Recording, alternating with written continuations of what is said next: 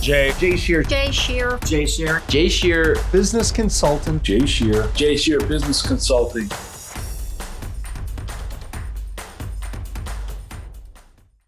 Hey friends, it's Jay Scherr with Jay Scherr Business Consulting. We build solid foundations for service-based businesses to grow and scale and achieve the results and success they deserve. And you've joined Business Minds Coffee Chat. Nelson Mandela said, "The greatest glory in living lies not in never failing, but in rising every time we fall." Well, on today's episode, we talk about resilience and why we get it wrong, reimagining our understanding of toughness, doing hard things, and more. Our guest is a world-renowned expert on performance, well-being, and sustainable success. He's a speaker, performance coach and consultant, author, and host of not one, but two top-ranked podcasts. He works with athletes, entrepreneurs, and executives, as well as serving as a consultant on mental skills development for professional sports teams, including some of the top teams in the NBA. His writing has appeared in such outlets as Men's Health, Runner's World, Forbes, and Sports Illustrated, and his expertise on elite sport and performance has been featured in The New Yorker, Wall Street Journal, and Business Insider, to name just a few. Please welcome the man who's opening our eyes and minds to the surprising science of real toughness, Steve Magness. Steve, it is so great to see you. Thank you so much for being here today. Oh, thanks a lot for having me, Jay. I can't wait to have our conversation.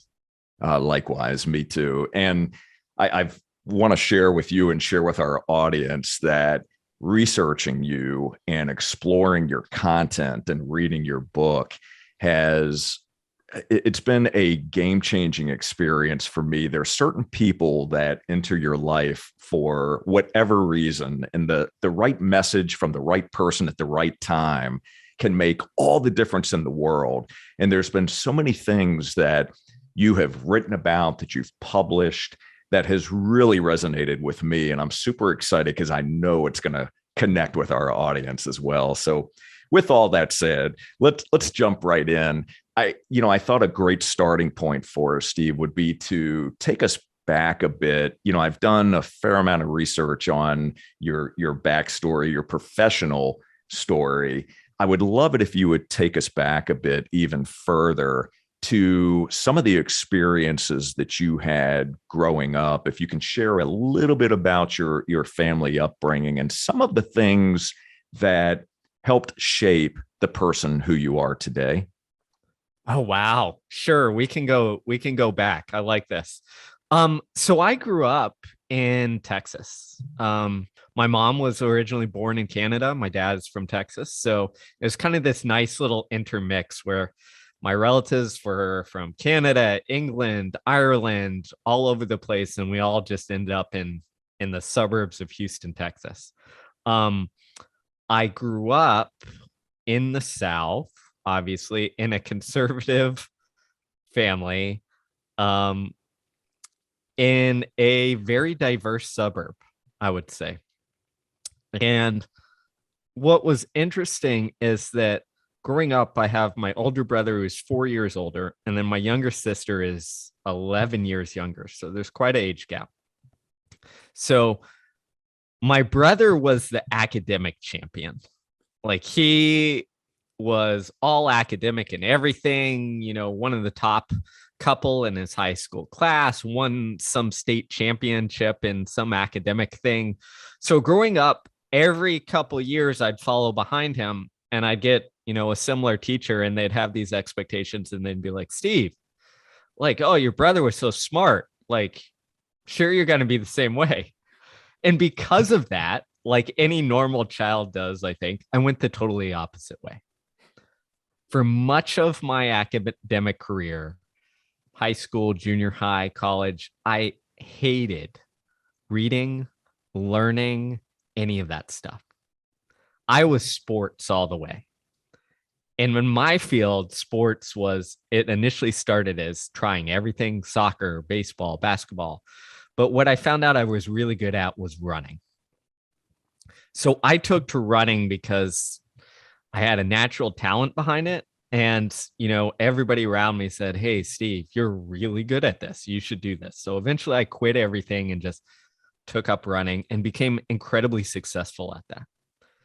So the more success I had in this running space, the more and more I cared about that, the more and more my world became all about running.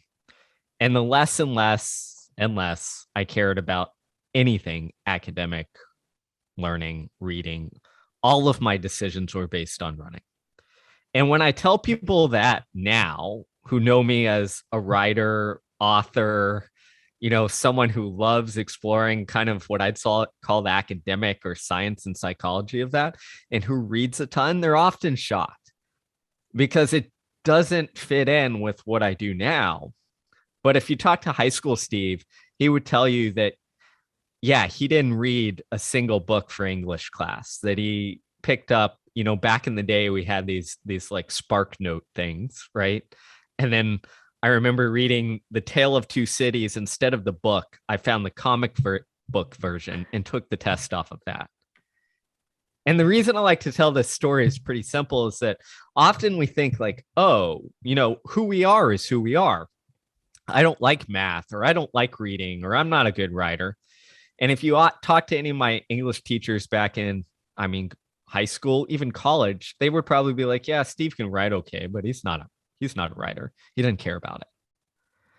But like, we're a diversity, like we have diversity within ourselves. And if that interest and spark isn't there initially, that doesn't mean that it's never going to be there. And I think we have to be open to exploring the different aspects of ourselves. And that is one lesson that I take away, that I often try to remind myself of my childhood, as who I thought I was at that point isn't at all who I kind of ended up being. And that's totally fine. And that's totally okay. That's part of the journey of life, is that exploration. Absolutely. Well, thank you for taking us back and sharing that. It's so interesting to think about the way that what we attach our identities to, how early that can happen in life. But then as we speed up the film a bit, and you often, and I'm sure you see this quite a bit, you often see this in athletics and in many other fields as well. But when we are no longer that particular person doing that thing, having that job title, whatever that happens to look like, and that's what we attached everything to, our self-worth, our value, our identity to, then we're looking around trying to figure out, well, who am I? What do I do now? And it's an interesting psychological conversation. But so along those lines, and along the lines of what you just shared, I'd be curious, what was something that you believed about yourself early on that you discovered wasn't true? Oh, that's a tough question. Speaking of toughness, man, something I believed about myself, there were so many things that I believed about myself early on that weren't true. I'd mentioned the reading. I thought like I was a horrible, slow reader who didn't find any of it interesting. When I remember specifically one teacher in, I think it was a freshman year English course, who like told me essentially in kinder words, like, my writing sucked. And I think back to those experiences, and I'm sure, again, those teachers, those things, like, they don't mean that, but the things that we hold on to are often are just kind of these random insights. And I think back to some of these ideas is, I thought myself that like, oh, I'm not a good writer, or I'm not good at, anything academic. Like, that's not my forte. And you grasp on it, and you hold on to these stories. And that's all they are. They're just stories. they often have very little evidence behind them. And often we're not good at these things because we've never pursued them or never put in the time to see if we're good at these things. If you look at running, was I the world's best runner or a very good runner the first time I went out and ran a mile? No. I remember it, the PE physical fitness mile test that I think we started in second grade. I was okay, but I wasn't setting the world on fire. I only got good when I spent a lot of time in high school actually training for the event and saying, oh, this is kind of for me. And I think it's the same story in these other things, but we often kind of push them away and say, oh, that first part, the first attempt I made on this without actually caring, I wasn't very good at it. So there's no hope here. And I think that sets us up for a lot of disappointment, and it does a disservice to us because we don't know if we're going to be good at something. We don't know if we have the talent, and until we've given ourselves enough time to dabble and explore and to try and wrestle and see and figure things out. Yeah, that is so true. I think having that sense of curiosity and the exploration, as you put it, is so vitally important. And those are some valuable lessons that we can learn that as parents, we can instill in our children. And if we don't have children, then we can mentor others and do our best to instill that as well. Because I really do believe that those two areas, curiosity, exploration, can set someone on a very exciting path forward in life. So I want to touch on two things. One, when it comes to the running. So you started off running at a very early age. You mentioned that, you weren't setting the world on fire at the beginning, but, you got progressively better. You found that this is something that you really love to do. And you discovered that it was something that you were good at. So you actually did break some records. And so just share with us, I believe it was in high school that you broke a record. Yeah. So in high school, I ran a mile in 4 minutes and 1 second, which was the Texas state record, which was the fastest time in the country that year, the sixth fastest in the world, sixth fastest in the history of the US for high schoolers at that time. So I set all sorts of high school style records in running and got really good really fast. So to that point, a lot of physical training involved, clearly, and I'm sure you were doing the reps on a regular basis. What did you have to do from a mindset perspective to set yourself up for success and to break those types of records? Yeah, so it's very difficult, especially running, because running is you alone in your head navigating these thoughts that tell you to slow down, to give up, to quit, etc. And that's kind of, the majority of the sport. So you have to really handle this kind of mental side. And growing up, having played all sorts of sports, I was always of the mind that, to handle this, you just got to be tough. And to me, early on, that meant, well, you just put your head down and you push through whatever pain comes. And this is how you handle things. Because that was very much the culture of sport. That was the culture of society at the time. But what you have to learn inevitably at some point when you're running is that approach fails. Because when it's not your best day and you go to dig down and there's nothing there, you still have to figure out how to perform. You still have to figure out how to finish that race the best you can. And some days there is nothing there. There's not that extra oomph or that extra adrenaline that can carry you through. And that your tried and true of like, I'm just going to be tougher and grit it out doesn't work. And I think that started this long journey of figuring out, okay, Like, this isn't just running we're talking about, because so often in life, when it gets really difficult, we just kind of default to that, put your head down, like work through everything. And that's my default setting as well. But just like in running, if I only have that to rely on, I'm inevitably going to fall short. I'm inevitably going to enter a race or hit a roadblock where that path doesn't work. And believe me, as a high schooler, I was notorious for throwing up after puking after every race. That was, my teammates would literally have a trash can, find a trash can, put it next to the side of the track, because they knew that I was going to like go hard enough to where I got to that level. Wow. So in my head, I was like, oh, look how tough I am. Look how tough I am. I can push to this degree. But inevitably, as I said, that falls short. There's going to be times where you can't do that, where that ability isn't there, and you still have to figure out how to navigate things. So that really kind of, you talk about, well, what lesson from your childhood did you have to kind of reassess or look into? Early on in my running career, I thought that kind of old school method of toughness was the only way through. But the more experience I got, the more races I ran, the more I realized that this isn't the only way. We've got to have some more nuance to navigate difficulty.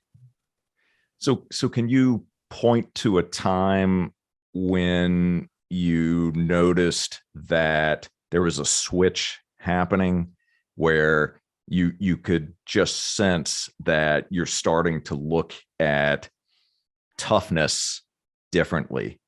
And before, it was just heads down, just go, give it everything you've got. And then you realize there's another way. Do you know when that occurred? Yeah, so it was always something that was kind of floating in my head, because again, as an athlete, you're almost constantly figuring out, okay, what can I do to get better? I was just trying to get better. What can I do to improve, et cetera, et cetera. So it's always in your head of like, well, I tried this and it didn't work very well. So maybe there's another way. But it really kind of came front and center when, for one race, I had this experience where my vocal cords essentially shut when they were supposed to open. So vocal cords are something, unless you're a singer, none of us think about them. But essentially what they do is they're simple job. It's automatic. They open when you breathe, right? Or when you're talking, they close when you're not. And they just kind of have this open shut automatic response that we don't have to think about. Well, there's this thing called vocal cord dysfunction, which occasionally happens in athletes. It's in the research, in the literature, where essentially the signals get crossed. And for whatever reason, your brain sends the signal to close when it should be open. So in the middle of one race, I'm running along, doing well, competing, my mindset's good. And all of a sudden, my vocal cords shut. I don't know this, but the reason I know it is I literally cannot breathe in air. And when I say literally, it means they are shut. So I can't get air in. And my mind immediately flashes to panic. And I just freak out. And then I just fall to the ground. And when I fall to the ground, thankfully, vocal cords open up. I'm able to breathe. And I'm left with, what in the hell just happened? Well, after, many doctors and being poked and prodded, they find out it's vocal cord dysfunction. And the treatment for it is, there's no drugs, there's no anything you can take, but you have to train essentially your neck, your shoulders, everything around the vocal cords to be able to relax under high stress. Why do you have to do that? Because you're trying to send the signal to like, hey, this isn't a time to shut these. This is a time to be relaxed and open. And it's essentially rewiring that message from the brain to the vocal cords. So now think about this in terms of competing. As here I am still competing. I believe I was in college at the time, still competing, trying to help my team as best I can, all this stuff. And you're telling me that in the highest pressure and the highest, pain situations in the middle of the race, you're telling me to relax? Like, that's very difficult to do. So having to learn how to master that and like figure out how to do that was really the eye-opening space to be like, hey, there are different ways to get through this experience. And this doesn't just apply to running. It applies to everything difficult we do because it's all the same thing. It's all feel a bit of anxiety, pain, discomfort, fear, fatigue, whatever it is, whatever the emotional barrage is come with a bunch of doubts, insecurities. And that tends to push us towards this, well, let's freak out, panic, or make the easy choice. And all being tough is it's not like gritting your teeth. It's navigating through that space. And there are so many different avenues where we can navigate through that than just kind of the old school, put your head down method. It's very interesting. So I can see where all of these seeds are starting to be planted that ultimately culminate in your latest book, which we're going to be talking about here in just a couple of moments. It's really, really an interesting story as as I'm listening to you talk about what you experienced there and what you learned through that experience. So some of the tactics that you learned how to breathe and how to relax. And, before you and I started rolling the cameras here, we were talking about podcasting. We were talking about some things that we do before we switch mics on to put ourselves in a certain state. And the fact that these lessons that you learned at this point are the same lessons that can be applied in any area in life, whether you're a runner, whether you're an executive, an entrepreneur, getting ready to go out on stage, whatever that happens to look like, that these same strategies and tactics that we can employ, they work. And deep breathing for me is one of those that I use to try to calm my nervous system and put myself in a certain state where I can show up and where I can perform at my best and not be at a high level of stress that blocks me from doing the things that I need or want to do. So it's very interesting. I am curious, as you look back and you think about all of the different things that you've accomplished, what is your favorite character trait about yourself? My favorite character trait. I would probably say it's that the self-awareness to learn from what I've gone through. For whatever reason, I've always kind of had this ability to kind of what I'd call zoom out and be like, what's the lesson?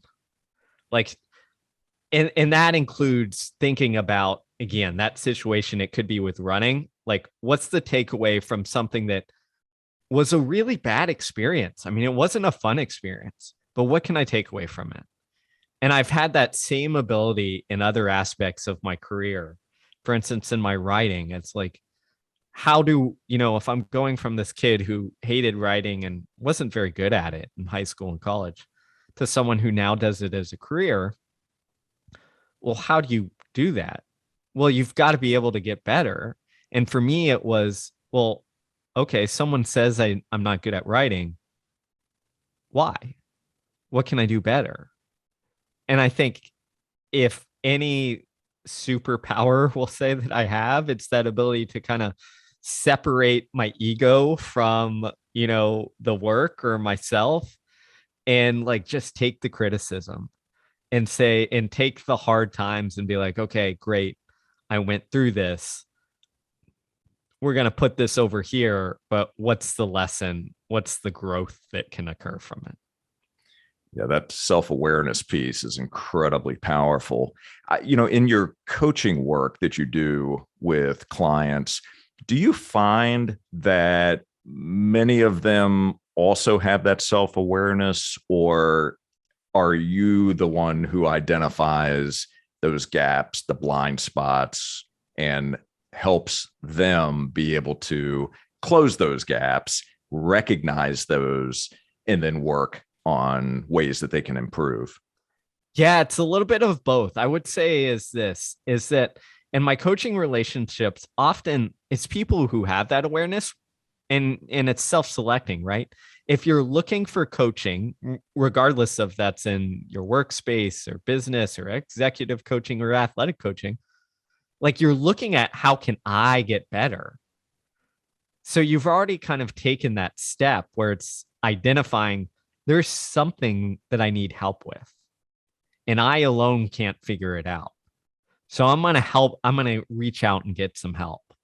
And I think that is like, again, one of those self-awareness pieces that we can all learn from. And in sport, ironically, people are often open to it. In the business world, it's often takes a little bit more of a step, right?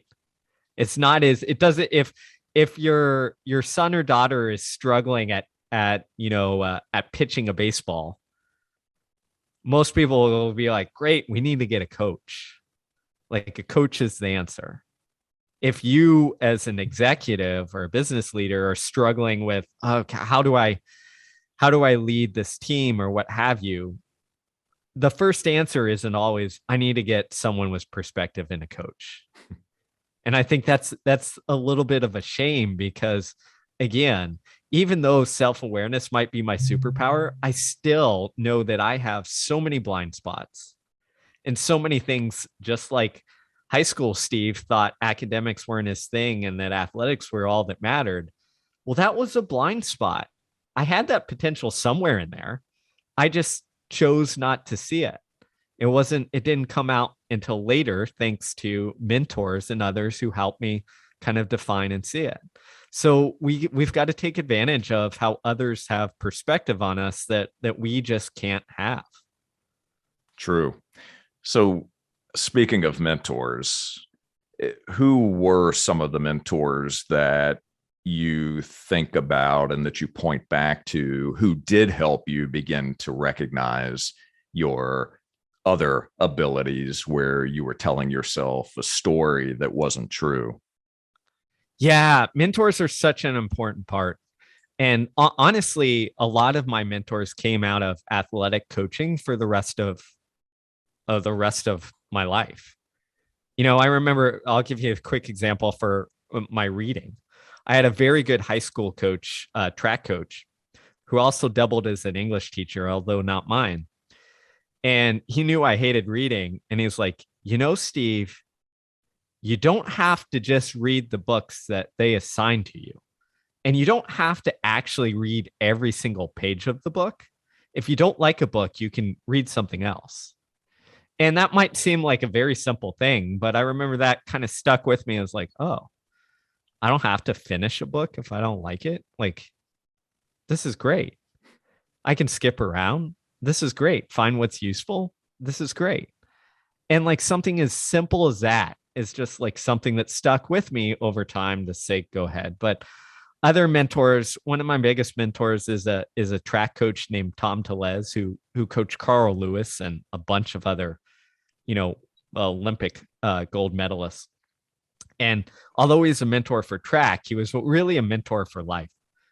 Because I remember he passed, again, this was right as I was getting into more academic things and more of the business world. And he said, Steve, the key to learning anything is pretty simple. You just read, and you read a lot. And at first, it's not going to make any sense, and that's totally fine. But what should happen is, as you read and explore, eventually you're going to develop this almost lens where you can see if this article makes sense or not within the first paragraph or the first chapter of the book. They said you're going to be able to discern what is helpful and not, and what you can take away or not. That's when you've reached the appropriate level of expertise to understand a topic. Beautiful.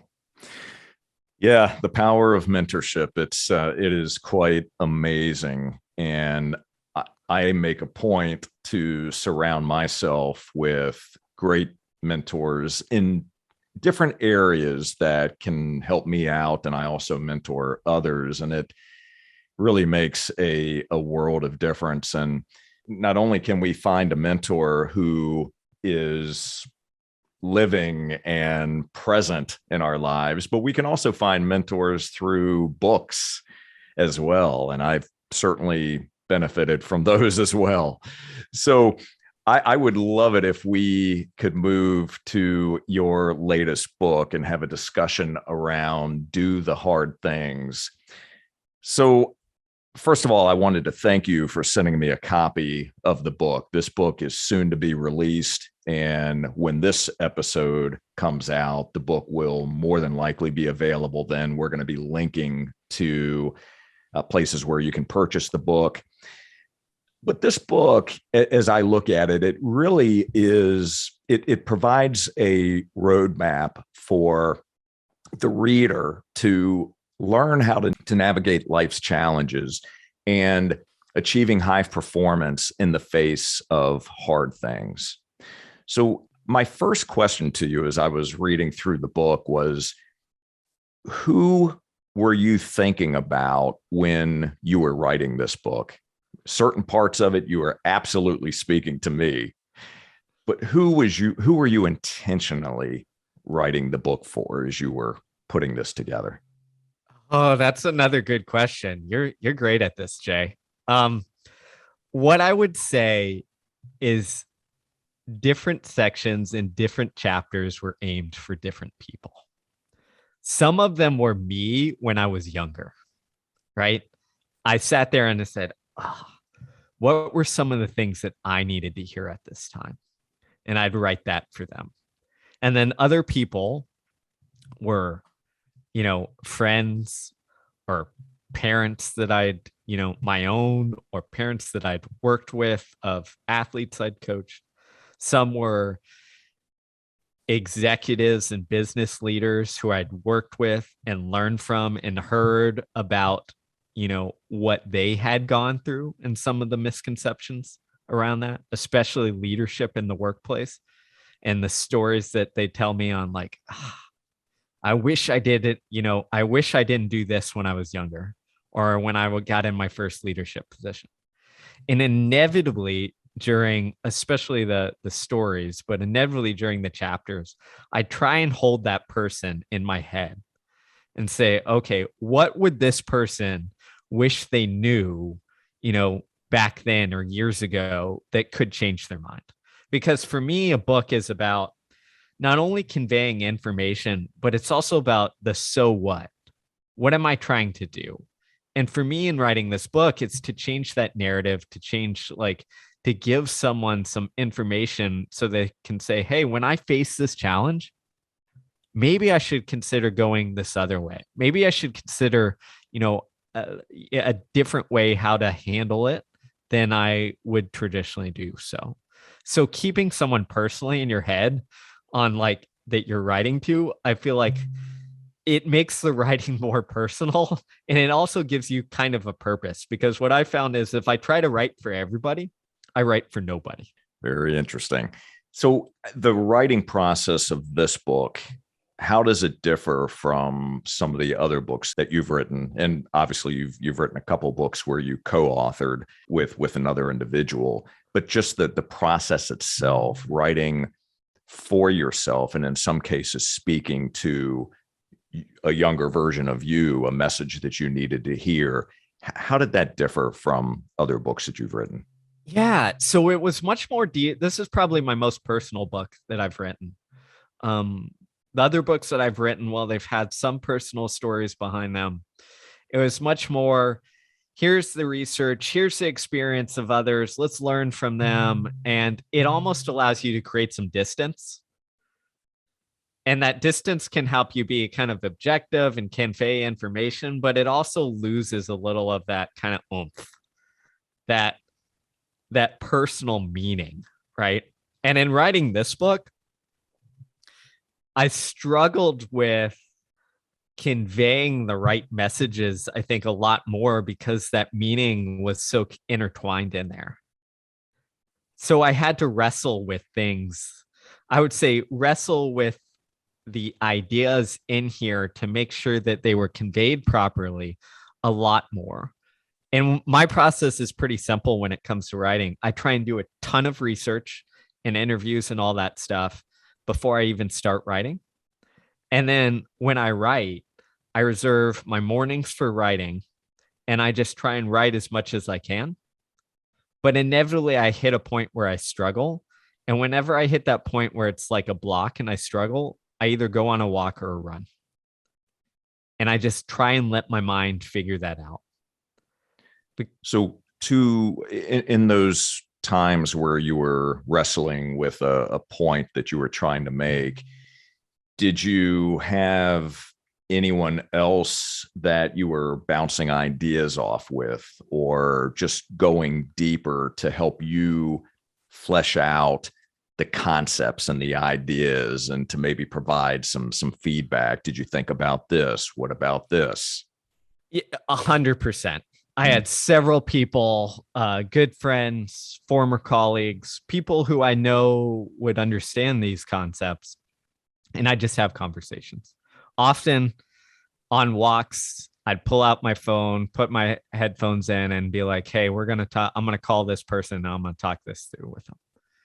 And I also, which is a little bit different than the past where I had co-authors, is I let people who I thought a chapter would resonate with, I gave those chapters out to several people, a diverse collection of people, some who I barely knew, which was kind of a risk for me, obviously, because you're like, this is your book, it's your baby, it's not supposed to get out, and I'm going to give this chapter to this random person.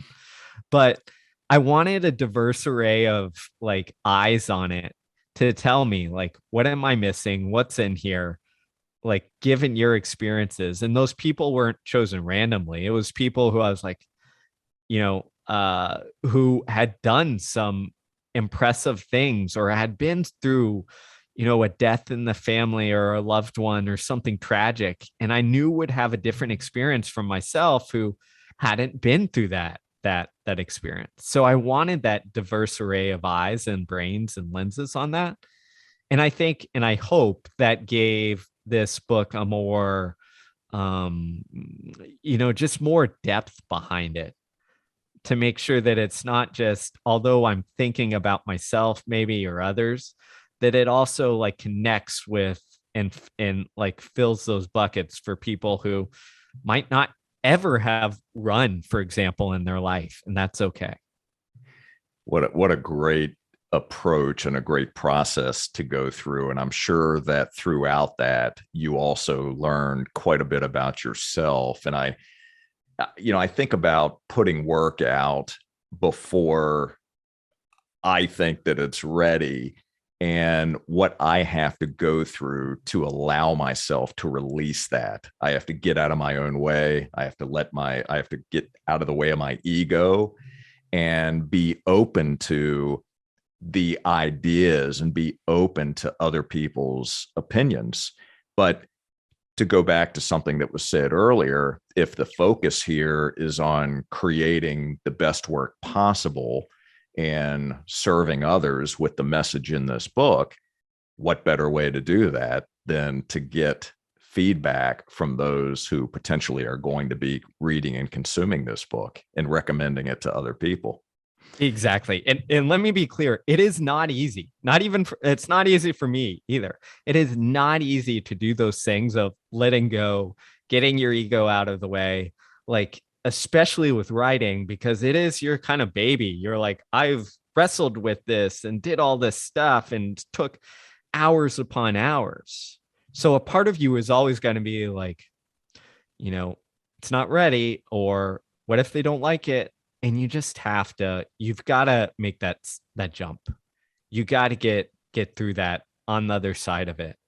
Because again, if the point is to help others, and this is going to make it significantly better, then that is worth the hit of your ego that it's not quite ready yet, or whatever have you that you might face. Yeah, such a valuable lesson for all of us to learn from.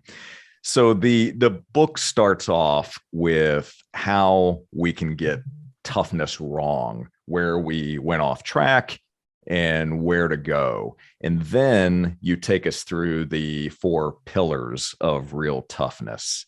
And I love the structure of this book. And, clearly in our time together, we're not going to be able to go through all the details of the book, which is why we're going to encourage everyone when this book is released to go out and purchase a copy. But I wanted to touch on a couple key areas. And as we do that, and as you think about the process of writing and what you went through, were any of these 4 pillars more difficult than the other to write about? And if so, why? Yes. That is another great question. I think that the last pillar, which I call transcending discomfort, was probably my favorite and also the most difficult one to wrestle with, because much of the book is, hey, how do I individually figure out and prepare to navigate life's challenges? And here's all these skills, and here's what you need. But the reality is, it's not just about you. It's about you living in this greater life with people, a community, working with others, leading others. And I knew that this was kind of be the most important part of the book. And I wanted to get it right. And I think because I wanted to get it right, that I went through many iterations of what that looked like, how many chapters there were, what the focus point was, what the stories were, and rewrote those sections again many, many times. Interesting. I would say to you that the last pillar is my favorite of the 4. And I want to share with all of our listeners and those that are watching right now. So I'm just going to let you know what the 4 pillars are, and we'll talk specifically about a couple of these. So pillar number 1 is ditch the facade, embrace reality. Pillar number 2 is listen to your body. Pillar number 3 is respond instead of react. And then the 4th pillar that we were just talking about is transcend discomfort. And it's each chapter in and of itself there are so many incredible lessons in these chapters that are told through stories, real world examples, lessons that we can distill, that we can pull out of these that can help all of us in our personal and our professional lives. I wanted to touch on responding instead of reacting for a moment. When I first started reading that chapter and you started to talk about Viktor Frankl was an example that you give in that chapter. And one of the first things that hit me as I was reading it was his famous saying from Man's Search for Meaning, which I have over here, and I refer to that book multiple times a year. And for those that don't know the story of Viktor Frankl, do yourself a favor, do some research, do your due diligence, pick up a copy of Man's Search for Meaning. It's really an incredible book. But when he talks about, and I'm going to butcher this quote, you may be able to correct me on this, but that space between stimulus and response is where we have an opportunity. It's a gap, and that's where our power lies. We can either choose to respond to whatever the situation is, or we can get pulled in and we can react. And when we can learn to widen that gap just a bit, so we can take a step back and pause and think, take a breath, That is truly powerful. So talk to us about responding instead of reacting, and maybe point out a couple of the key takeaways from that chapter, if you will. Yeah, I love that Frankel quote and all of his work. So I'm gonna second that. He's a big influence on my life, and I know many others. So I think that quote sums it up very succinctly, which is, what do we mean by when we say respond, not react? Well, a reaction is you're in the middle of something difficult and you default towards panic. You default towards, well, let me solve this or escape this as quickly as possible. And that's the natural inclination, right? We're in something difficult or challenging or discomforting, and our brain is a protective mechanism. It says, well, this kind of sucks. How do I get out of this? And sometimes get out of this means solves it. Sometimes it means just escape, go away, like minimize this thing. And often what happens is we make the decision that might be best in the short term, but is detrimental in the long term, meaning you might minimize those feelings for a moment, but you haven't set yourself up for success. Responding is the opposite, which is instead of just defaulting towards whatever easy path you go towards, it's creating that space so that you can pause, then proceed.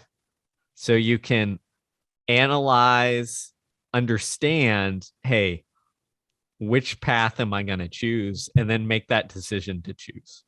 Reacting, the decision is made for you. You just, it's react, panic, go. Responding is pausing and then giving yourself that space so that you can choose.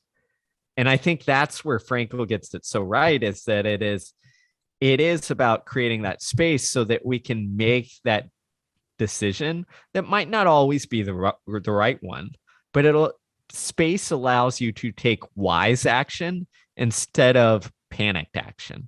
And that's the key. Beautiful. So what are some of the ways that we can learn to widen that space a bit where we have a choice to make? What are some of the tools or tactics that have worked for you and worked for others that we could share with our audience? Sure. I love this because it gets, again, to the so what. You mentioned one earlier, which is you have a plan. You have some sort of ritual to get you in the space to perform. When we're doing a podcast, what do we have to get in? We have to get in the space to perform. That means having a plan, which gives you some sort of control.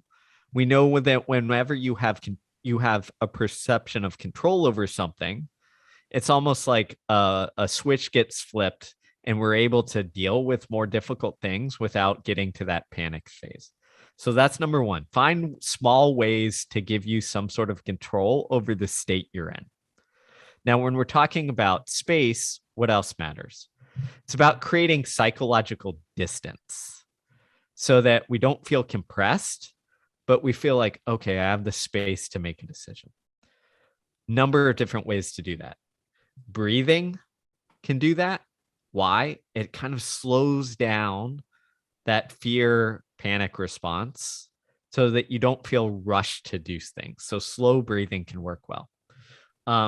The way you talk to yourself, your self-talk can change this. So some fascinating research that shows self-talk using second or third person creates distance, while self-talk using first person decreases that space. Why? It's almost like your voice thinks that you're hearing from someone else. It's like getting advice from a friend, right? We know we do better if a friend tells us, hey, if a friend says, hey, Steve, like that person you're dating might not be the best for you. We might not be able to see it, but the friend often can, or the job or whatever have you. The same thing goes with your inner voice. If you use second or third person, often it's like we're getting advice from a friend. The other thing that I think is really important here to create this space to respond is training that ability in a variety of aspects of your life. If you look at the modern world, we're often trained to react. Think about our cell phones, right? Whenever we hear a buzz or a beep or we see a notification on the screen, what do? We react. We get this urge to look, then we fulfill that urge by scrolling and seeing what's happening. That again is training us decrease that space. Now, what happens if that notification occurs? Instead of pulling your phone out of your pocket, you just learn to sit with it for a minute. Is the world going to end if you don't respond to that text message immediately? No. But it might feel like it. You might feel a little of that anxiety. That's again a moment, a very small moment, but a moment where you can train your mental muscle to be like, you know what? There's something I could react to, but I'm just going to sit with this and be at peace with it and learn to let that anxiety kind of dissipate. Because what are you doing there? You're taking back control. You're now the one making the choice of when do I want to check that phone? When do I not? And there are so many aspects of that in our life that I think we just don't take advantage of. And if we did, we'd train our ability to have this space to respond, not only in those minor moments, but also in those very difficult moments when we're about to step on stage or about to give the pitch meeting or whatever have you that is really difficult in our life. So good. And it's a reminder to me that although it may seem like a small thing, the small things add up. The small things become the big things. And to your point, it's about retraining ourselves, changing our habits, changing our behaviors. And when we can do that incrementally, one step at a time, one small action at a time, when we look back over a long enough timeline, we see that those small changes, those small habits that we've changed have empowered us. They have led to much larger outcomes. So I love that idea. Share with us, if you will, also, what are some of the things that we have gotten wrong about toughness? Where did we get off track when it comes to toughness? Yeah, we've gotten a lot wrong about it.